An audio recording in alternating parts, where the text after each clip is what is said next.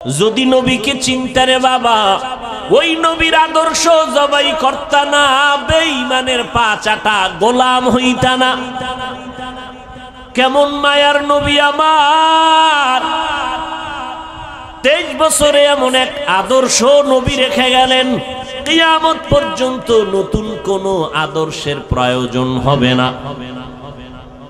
আমার নবীর আদর্শই পাওয়ারফুল এবং পারফেক্ট, কিয়ামত পর্যন্ত কোনো সংশোধনী লাগবে না। যদি কোনো মুনাফিক আওয়াজ দিয়ে কয় সেই 1500 বছর আগের ইসলামটাকে একটু মডিফাই করা দরকার, সেই মুহাম্মদের 1500 বছর আগের পুরানো আদর্শ একটু চেঞ্জ করা দরকার, জুতা হাতে নিয়ে জানায় দাও রে বেঈমান, তোর বিবেকটাকে পরিশুদ্ধ করা লাগবে, চেঞ্জ করা লাগবে। মুহাম্মদের আদর্শ কিয়ামতের আগে চেঞ্জ করার প্রয়োজন হবে না। এই কোন ইহুদি, কোন খ্রিস্টান, কোন হিন্দু, কোন বৌদ্ধ, কোন বিধর্মী আজও পর্যন্ত বলার সাহস পায় নাই মুহাম্মদের আদর্শকে চেঞ্জ করো। কে পেয়েছে? ইসলামের ব্যানারওয়ালা একদল মুনাফিকরা বলে 1500 বছর আগের সেই ইসলামকে মডিফাই করা দরকার।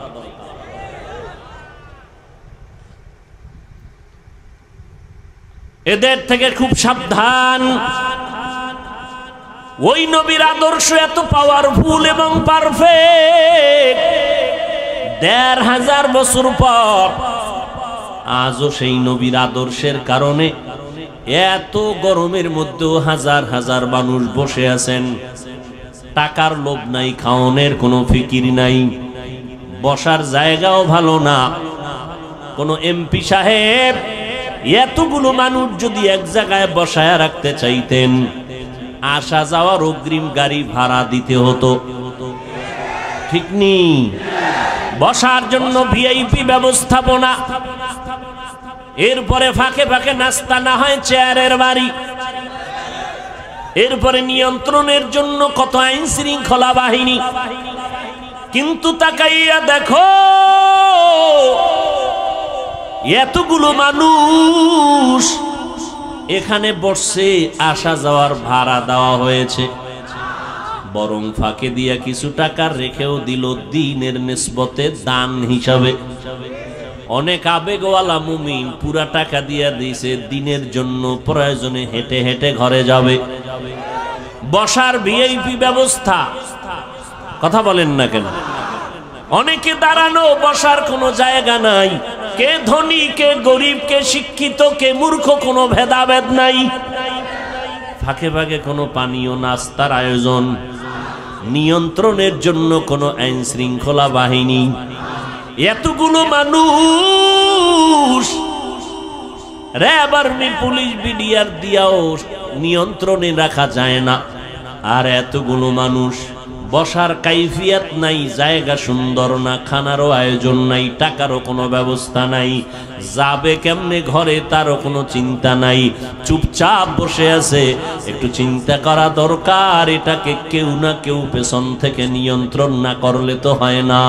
যিনি কুদরতের দ্বারা নিয়ন্ত্রণ করেন তিনি আমার আল্লাহ।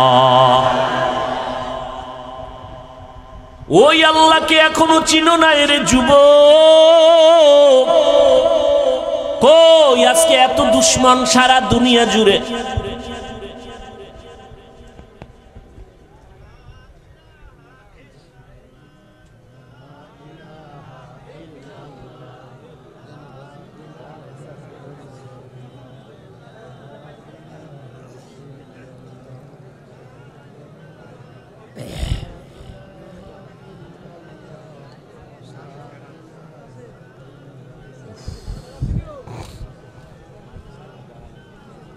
অন্ধকারে পালায় রওনা দিয়েছেন, হাসেন আবার। আমার তো লজ্জা লাগে যে আপনার অন্তরে ভয় আসলো না, অন্ধকারে পালায় যাবেন, এটা কোন অভ্যাস?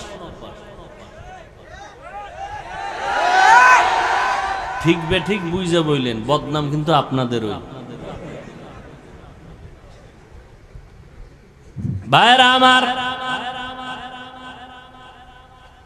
সারা পৃথিবী জুড়ে এত দুশ্মন, ইহুদি বেঈমান সব বিধর্মীরা চায় কোরআনের আওয়াজ বন্ধ হয়ে যাক, মাদ্রাসা বন্ধ হয়ে যাক, ওয়াজ মাহফিলের মাইকের আওয়াজ বন্ধ করো, শব্দ দূষণ। এইভাবে যুগে যুগে ওরা ষড়যন্ত্র করলো, হাজারো মাদ্রাসা বন্ধ করে দিল, আলেমরে জবাই করলো, ফাঁসির মঞ্চে ঝুলাইলো।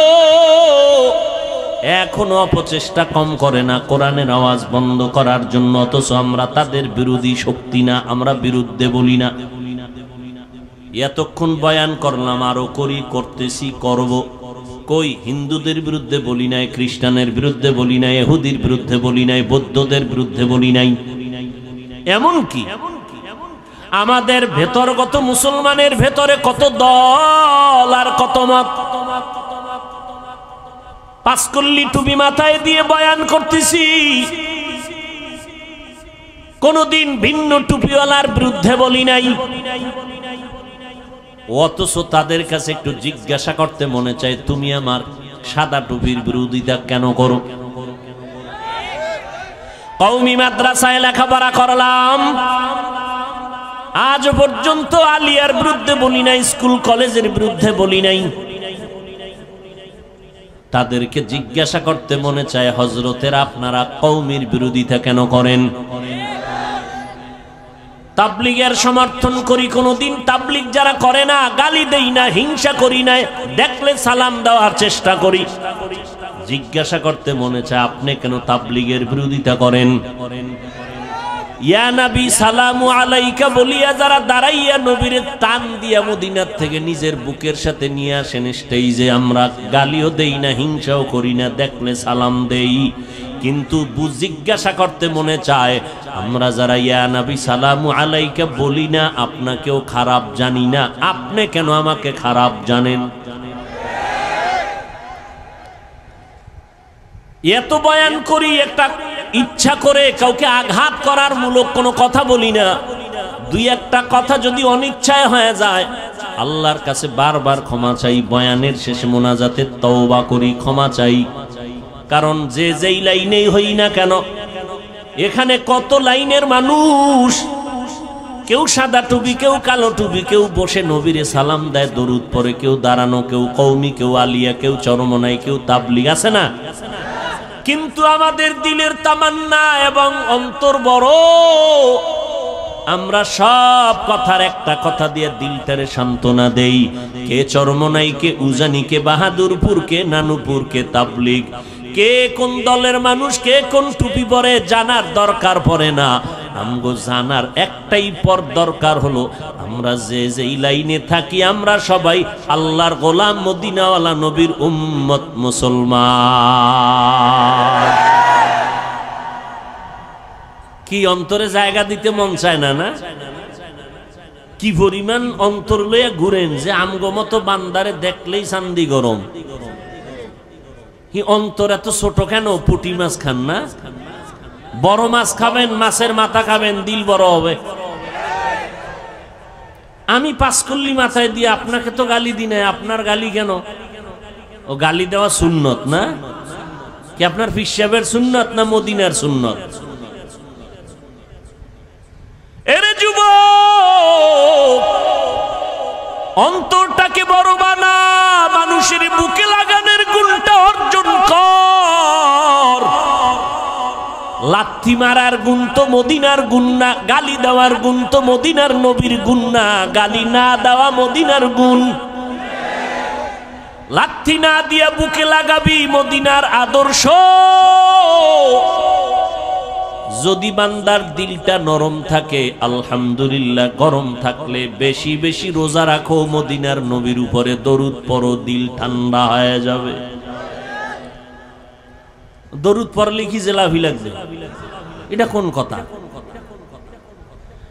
হাঁটতে, চলতে, উঠতে, বসতে সব সময় নবীর দরুদ পড়ো।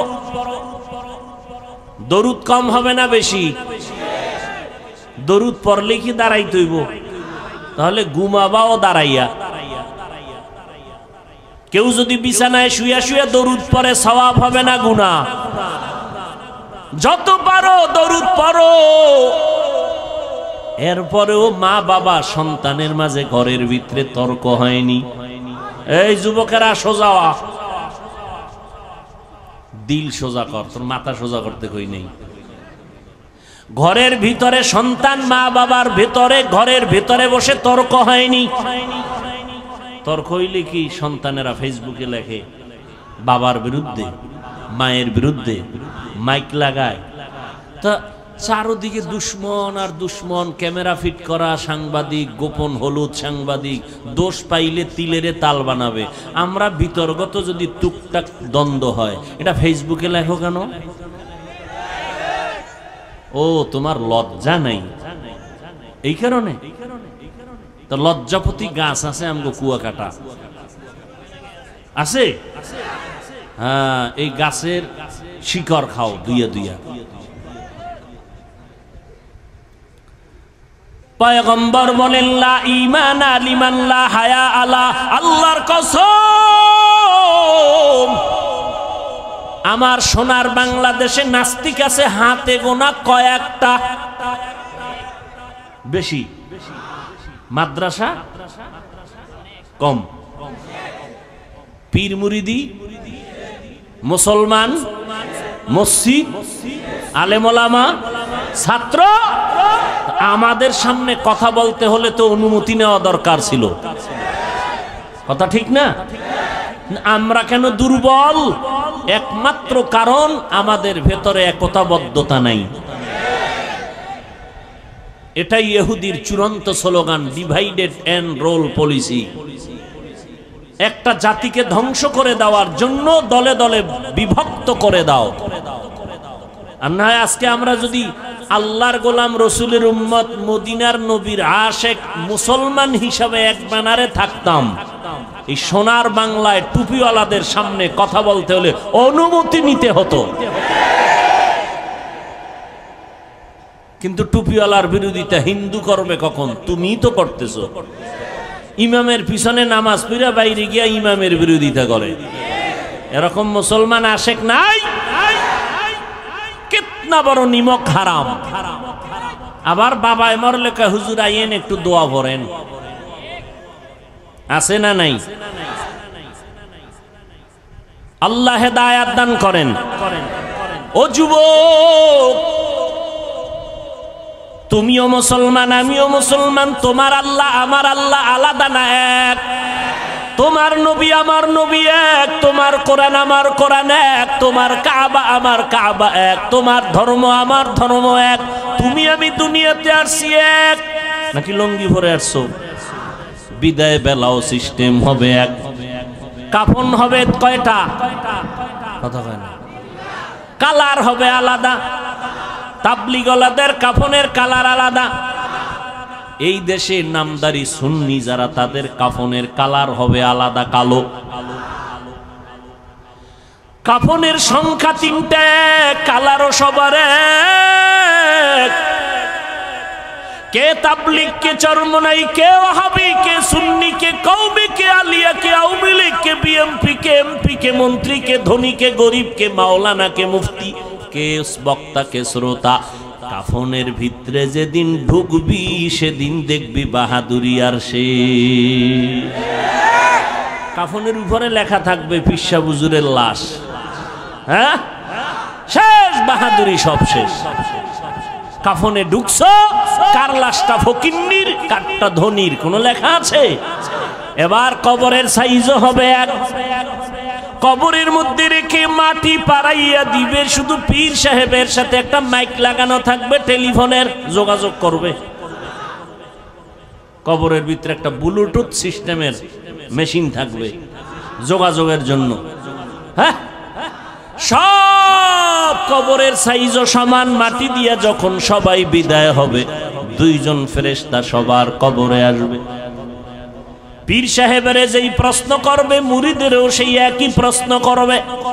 হিন্দু বৌদ্ধ খ্রিস্টান সবার বেলায় প্রশ্ন 3টা, সব একই প্রশ্ন, কমন প্রশ্ন। রবের পরিচয় দাও, ধর্মের পরিচয় দাও, রাহমাতুল লিল আলামিনের পরিচয় দাও। তুমি টাকার মালিক, কত এলেমওয়ালা জানার দরকার। প্রশ্ন তিনটা। পরীক্ষা চলতেছে না ছেলেরা এখন? ও যুবক, দুনিয়ার পরীক্ষার প্রশ্নপত্র ফাঁস হইয়া গেলে আগুন জ্বলে সবার অন্তরে। প্রশ্নপত্র ফাঁস হয়ে গেল, পরীক্ষার মান দুর্বল হয়ে গেছে। আমার মাওলার সিস্টেমটা কি তাকায় দেখ রে যুবক। আমার আল্লাহ কবরের তিনটা প্রশ্ন ফাঁস করে দিলেন। তিন প্রশ্ন সবাই জানায় দিলেন, আল্লাহ জানায় দিলেন। ও হিন্দু, তোমারও তিন প্রশ্ন, মুসলমান তোমারও তিন প্রশ্ন, প্রশ্ন তিনটাই সমান। জানাইয়া দেওয়ার পরেও যদি কবরে গিয়া জবাব দিতে না পারো, একটু চিন্তা কর ফিডার ওজনটা কত কঠিন। প্রশ্নপত্র ফাঁস করার পরেও যদি জবাব দিতে না পারো, জবাব কে দিতে পারবে? যে পারবে সে জান্নাত পেবে, যে পারবে না সে পাবে না। কে পারবে? আমি হুজুর। কোনো গ্যারান্টি নাই, কারণ এই জমিনে জান্নাতের টিকিট পেয়েছেন 10 জন সাহাবা। আবু বকর জান্নাতের টিকিট পেয়ে মরণ পর্যন্ত শুধু কান্নার আওয়াজ। আমি আল্লাহর আদালতে কেমনে দাঁড়াবো, কেমনে হিসাব দিব। ওমর কাঁদতেছেন, উসমান কাঁদতেছেন। ওই অন্ধকার কবরে আমি কেমনে একা থাকবো। হযরত আলী কাঁদতেছেন, অথচ তাদের নামে জান্নাতের টিকিট রেডি। কয়জন? জোরে কও যুবকেরা। রাতের গভীরে কান্নার আওয়াজ। নবী কান লাগাইয়া নজর করে দেখেন আবু বকর তাহাজ্জুদে কান্না করে। জান্নাতের টিকিট পেয়ে যদি কাঁদেন, তো আপনার আমার উপায় কি? ও বাহাদুরেরা, এরে পর্দার আড়ালের আম্মা জানেরা আসেনি? এরে আম্মা জান, ওই জাহান্নামী নারী এমন কোন গুনাহ নাই করে নাই। রাস্তা দিয়া চলতেছেন, হঠাৎ করে নজর করে দেখে রাস্তার কিনারা একটা কুকুর পানির পিপাসায় জিহ্বা বের করে কাঁদতেছে। জাহান্নামী গুনাহগার নারীটার অন্তরে মায়া হলো, দৌড়াইয়া গেল পানি আনার জন্য, কিন্তু কোনো পাত্র নাই। ওই গুনাহগার নারীটার পায়ে ছিল চামড়ার মোজা। মোজাটা খুলে পানি নিচে হাতের নাগালে পায় না, মাথায় ছিল ওড়না লাগানো। ওড়নার মাথা মোজার সাথে গিরা লাগাইয়া এরপরে পুপের থেকে পানি উঠাইয়া কুকুরকে পান করাইয়া দিল।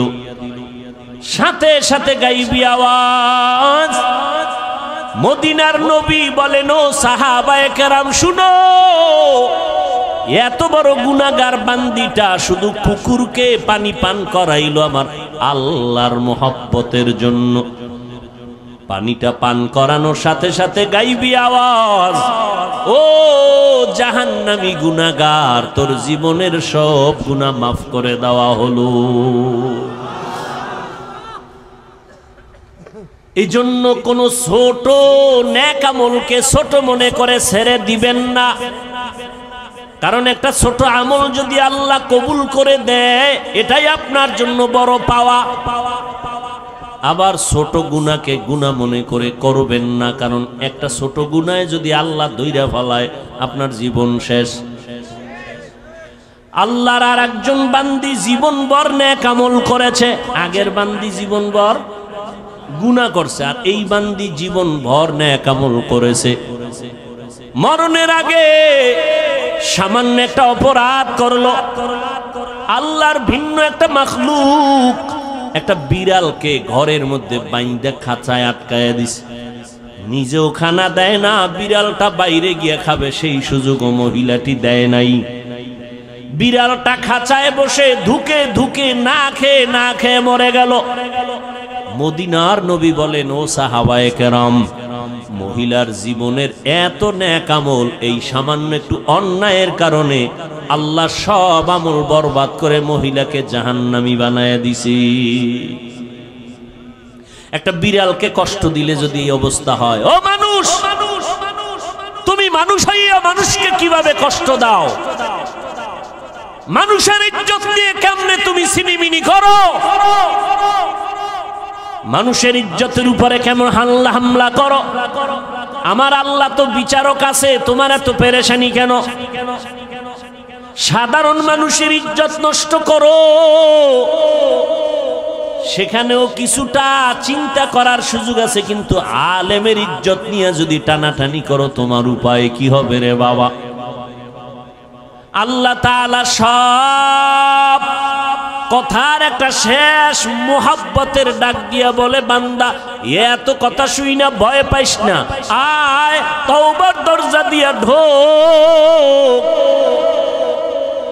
70 বছর পর্যন্ত যদি গুনাহ করো, তওবার মতো যদি একটু তওবা করে চোখের পানি ছেড়ে দাও, আমি তোর 70 বছরের গুনাহ একটা সেকেন্ডে মাফ করে তোরে পবিত্র বানায় দিব।